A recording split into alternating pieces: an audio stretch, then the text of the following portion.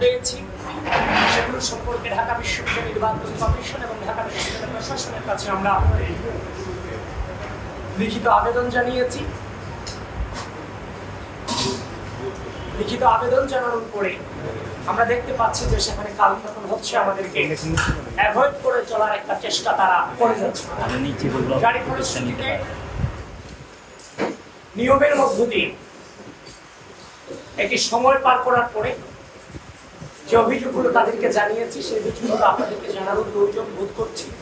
যারই ফলশ্রুতিতে আজকে আমরা এই সংবাদ সম্মেলনের আহ্বান করেছি এবং আমি ডাকসু হল সংসদ নির্বাচন 2025-এ নির্বাচনকালীন অনিয়ম ও অসঙ্গতির বিষয়ে আমাদের অবস্থান স্পষ্ট করছি।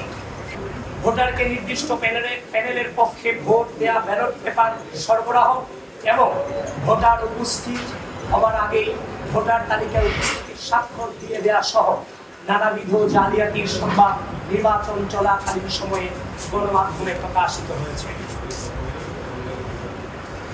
বিভিন্ন কেন্দ্রে ভোটার উপস্থিতি, ভোট প্রদানের হার অসামঞ্জস্যতা পরিলক্ষিত হওয়ায় বাংলাদেশ জাতীয়তাবাদী ছাত্রদল সমর্থিত প্যানেলের প্রার্থীরা সহ অধিকাংশ প্যানেল এবং একাধিক স্বতন্ত্র প্রার্থী ইতিমধ্যেই ভোটার উপস্থিতির তালিকা এবং ভোট কেন্দ্রের সিসিটিভি ফুটেজ চেয়ে ঢাকা বিশ্ববিদ্যালয় প্রশাসন বরাবর আবেদন করেছেন, কিন্তু ঢাবি প্রশাসন সে বিষয়ে বারবার আশ্বাস দিলেও কার্যকর কোনো পদক্ষেপ গ্রহণ না করে কালক্ষেপণ করে চলেছেন। 2019 সালের সর্বশেষ ডাকসু হল সংসদ নির্বাচনে ব্যালট পেপারে ক্রমিক নিয়ম না থাকায় ছাত্রলীগ নীরবে ভোট কারচুপির সুযোগ তৈরি করতে পেরেছিল, কিন্তু দুঃখজনকভাবে এবারের নির্বাচনে ব্যবহৃত ব্যালট পেপারেও কোনো ক্রমিক নম্বর ছিল না। এছাড়াও ছাপানো ব্যালট পেপারের সংখ্যা, ভোট কেন্দ্রে সরবরাহকৃত, ব্যবহৃত এবং বাতিল হওয়া ব্যালট পেপারের সংখ্যা এবং ভোট গ্রহণ শেষে ফেরতকৃত ব্যালট পেপারের সংখ্যা এখনো পর্যন্ত কোথাও প্রকাশ করা হয়নি। এমনকি বারবার জানতে চাওয়ার পরেও এ সংক্রান্ত তথ্যাদি কেন্দ্রে দায়িত্বরত পুলিং এজেন্টদেরকে জানানো হয়নি। ফলাফল প্রকাশের পর উল্লেখিত অভিযোগগুলো নিয়মানুসারে চিফ রিটার্নিং অফিসার বরাবর দায়ের করতে গেলে তিনি এসব বিষয়ে ঢাবি প্রশাসনের সাথে যোগাযোগের পরামর্শ দেন।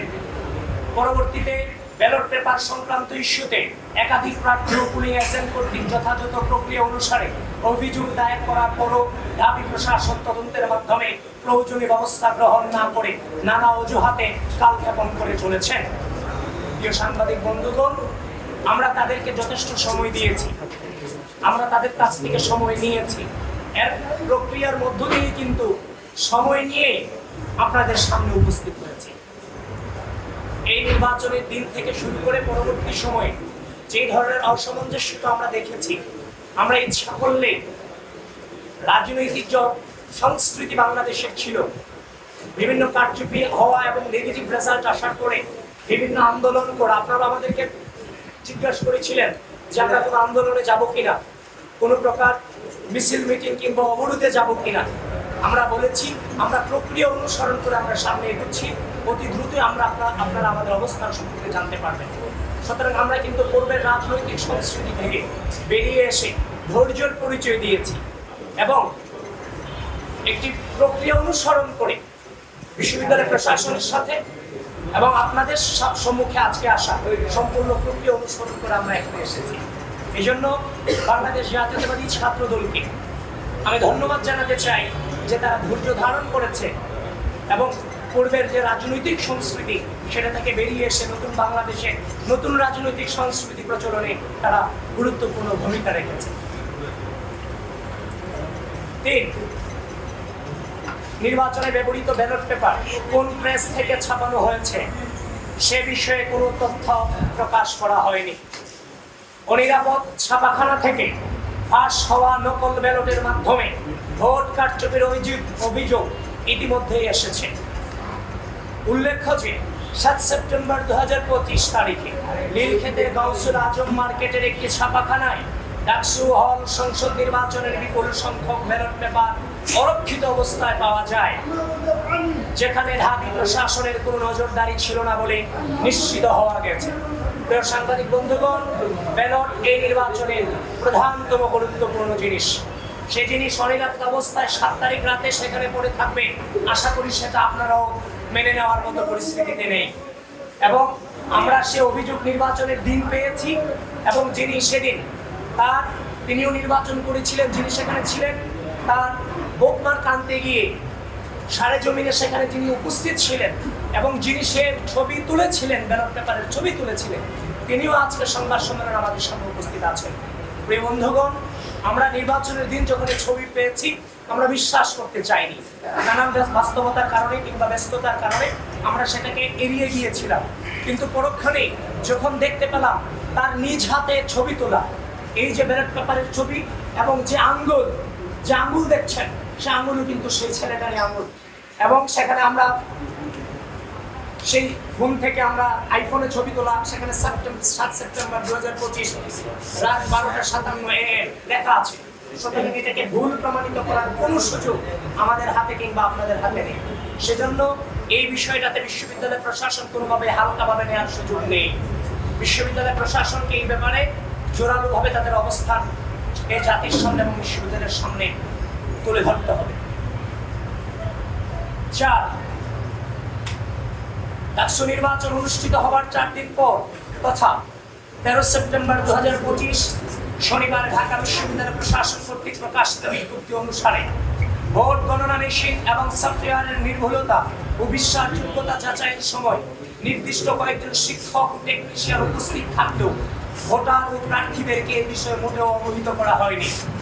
ভোট গণনার বিষয়ে ইতিমধ্যে নানান অভিযোগ বিতর্ক সামনে এসেছে, কিন্তু একটি কার্যকর গণনা প্রক্রিয়া নিশ্চিত করা গেলে এই ধরনের বিতর্ক তৈরি হতো না। 5, প্রত্যেক প্রার্থীর কাছ থেকে প্রতিটি কেন্দ্র থেকে একজন করে পুলিং এজেন্ট নেওয়ার বিজ্ঞপ্তি প্রকাশ করলেও ভোটের আগের রাতে পুলিং এজেন্টদের তালিকা প্রকাশ করা হয়, যেখানে প্রার্থীদের প্রস্তাবিত বিভিন্ন কেন্দ্রের পুলিং এজেন্টদের বাদ দেওয়া হয়। কোন প্রক্রিয়ার মাধ্যমে পুলিং এজেন্টদেরকে বাছাই করা হয়েছে তা প্রকাশ করা হয়নি। 6, ভোট গ্রহণের আগে পুলিং এজেন্টদেরকে আইডি কার্ড সরবরাহ করার কথা থাকলেও তা যথাসময়ে সরবরাহ করা হয়নি, যার কারণে অনেক পুলিং এজেন্ট যথাসময়ে ভোট কেন্দ্রের সম্মুখে উপস্থিত হয়েও ভোট কেন্দ্রে প্রবেশ করতে পারেনি, এবং অনেক ভোট কেন্দ্রে পুলিং এজেন্টের অনুপস্থিতিতে পক্ষপাত দুষ্ট অবস্থায় ভোট গ্রহণ শুরু হয়। একটি নির্দিষ্ট প্যানেল বাদে সকল প্রার্থী ও প্যানেলকে জানানো হয়েছিল যে 8টি ভোট কেন্দ্রে ভোট গ্রহণ হবে, কিন্তু ভোট গ্রহণের দিন দেখা যায় যে 8টি ভোটিং এরিয়ায় মোট 18টি ভোট কেন্দ্রে ভোট গ্রহণ করা হচ্ছে, যে কারণে ওই নির্দিষ্ট প্যানেল ব্যতীত আর কোনো প্রার্থী বা প্যানেল 18টি কেন্দ্র অনুসারে পুলিং এজেন্ট নিয়োগ করতে পারেনি। 8, ডাকসু হল সংসদ নির্বাচনে কোন প্রক্রিয়া অনুসরণ করে পুলিং অফিসার নিয়োগ দেওয়া হয়েছে সে বিষয়ে অস্পষ্টতা রয়েছে। চিফ রিটার্নিং অফিসার কর্তৃক পুলিং অফিসার নিয়োগ করার কথা থাকলেও তাদেরকে ঢাকা বিশ্ববিদ্যালয় প্রশাসন কর্তৃক নিয়োগ দেওয়া হয়েছে বলে তিনি জানিয়েছেন।